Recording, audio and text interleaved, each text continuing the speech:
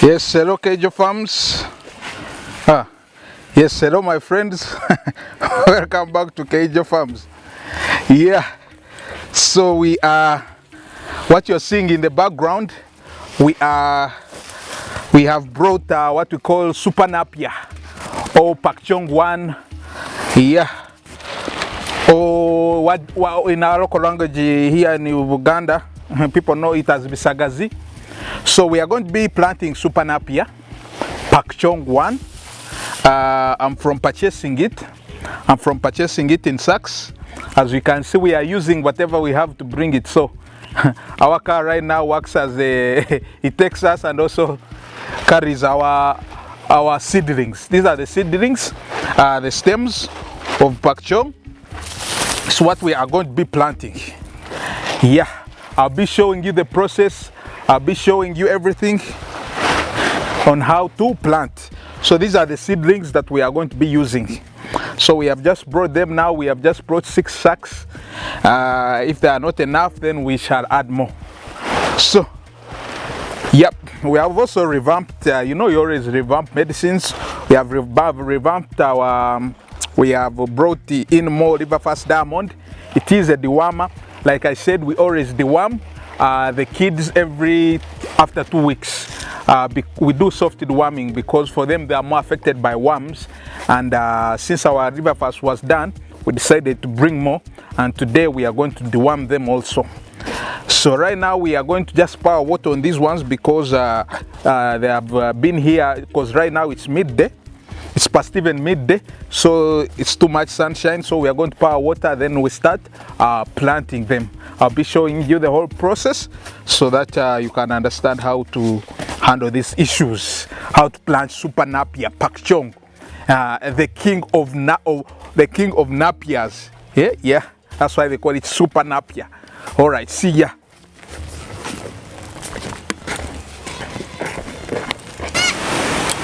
Yes, as we were down trying to plant our Pakchong, we had some goats making noise, and we came to find out that this one has just given birth to two kids.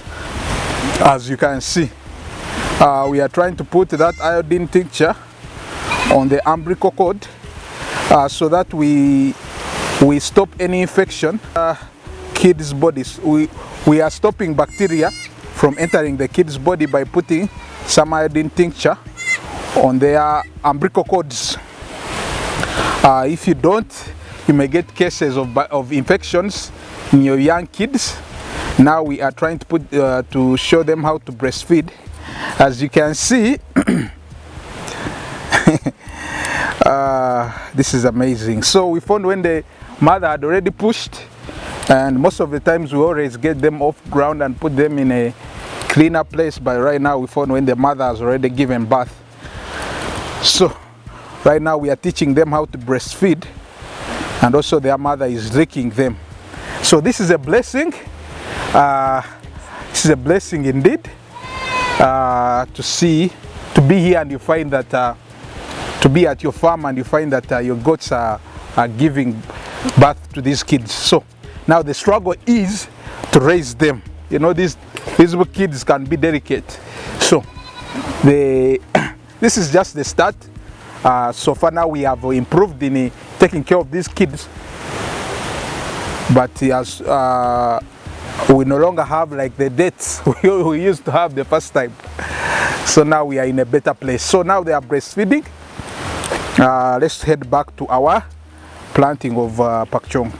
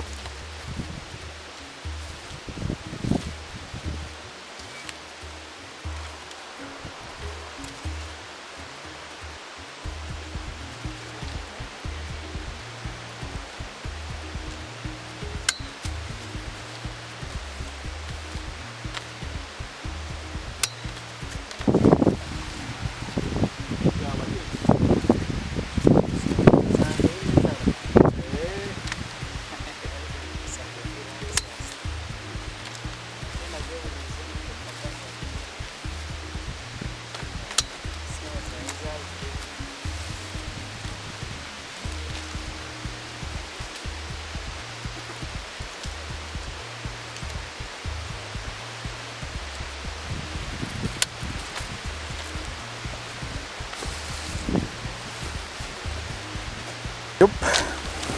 As you can see in the background, me and my partners are doing the great job that you would hire us to do. Yep, as you can see, it's in a line. These rows, the height of these rows depends on your land, because you can't have a flat land with no swamp and you put up such big rows. No, you'll be wasting a lot of your land. But because us here is in a swamp, you can see even in the sides, water has already started entering these spaces, which are the cavity spaces inside. Water has already started entering. So that's why our rows are raised. So you put them in a line, and for now, they say it takes 75 to 90 days for the first harvest. For the first harvest is 75 to 90 days. That's the first harvest. Then after that, you can be harvesting from 45 to 60 days. That's the second harvest, the third, and the fourth, and so on. So they say in a year, you can harvest up to 6 to 8 times in a year than these natural Napiers, whereby you have to harvest only like 3 times in a year. So here 6 to 8 times in a year. Imagine, it goes all around here. And here, even if it's dry, even if it's wet season, we always have water. So that's the beauty with the swamp. With the swamp, there is always water, but sometimes it can the water can reduce. So don't say that because you have a swamp, you will always have water. No, water can reduce. So here we are trying to plant. So why Super Napier? It's because of biomass. What do I mean by biomass? Biomass is the quantity that you get after harvesting. You know, there are these words that people use. I like the words that agriculturists and farmers and vets use. I hear biomass and those complicated words, intramuscular, sub something. So biomass means the quantity you get after harvesting. So if you compare it with other Napiers, this one gives you a larger quantity when harvesting. So their proteins is around 18 to 25% proteins. It's full of energy. It's full of carbohydrates, which are crushed into, I think, like glucose, which creates energy. You know those things. So it has a lot of carbohydrates, and it also has protein content. So you know now we are shifting to another level.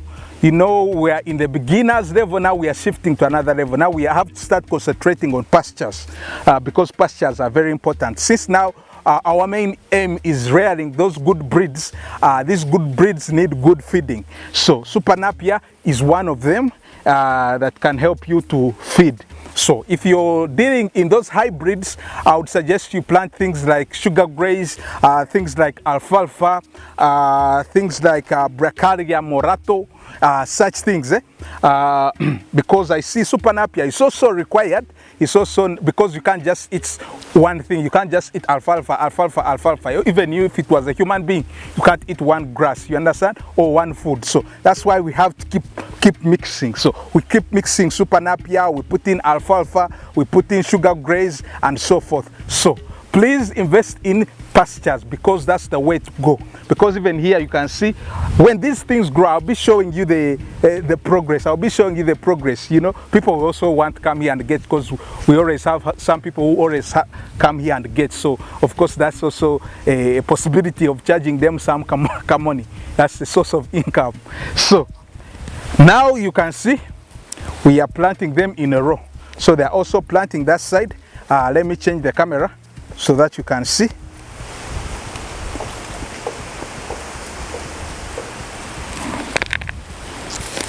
Yeah, so we are going to do these things step by step. We don't want to put ourselves on pressure. We are not on pressure. So we are in the wet season. It is just starting, so we are using the opportunity. So be there who are there. Plant these pastures. Also plant food, because we are also planting foods. We are going to plant beans. We are going to plant maize for food here, because it helps you to reduce costs. So please, if you have land, start planting. This is a planting season. We have just entered the season, rains have started, and use that opportunity to plant. So I'll be showing you the progress of this Napier as we go on, how it is growing, because like after 1 to 2 weeks to have started shooting up. I'll also show you that part. All right, so I think I've exhausted what I want to say about Super Napier. I don't know if there's something else I should talk about Super Napier, but if it is there, you can advise me also. It's not that I know everything. Yeah, you understand? You can add on. You can add on, but be careful because you don't want to disobey the teacher. Eh? When the teacher is teaching and you say you are wiser than the guy, they bring problems. Eh? So when you're advising, please be careful. I may block you. All right, let's continue with our Super Napier. Thanks for watching. Subscribe, like, share. Let's continue planting.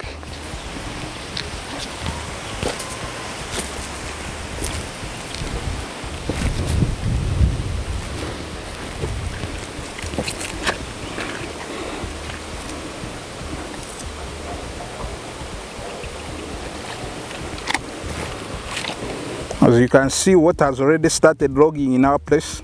That's why we are raising our rows.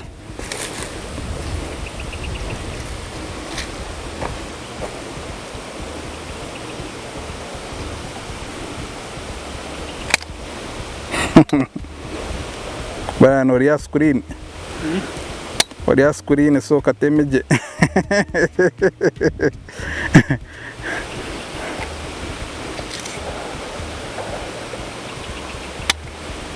Perfect. Brian aria screen. Aria focus. Wakumureba NTV on NBS.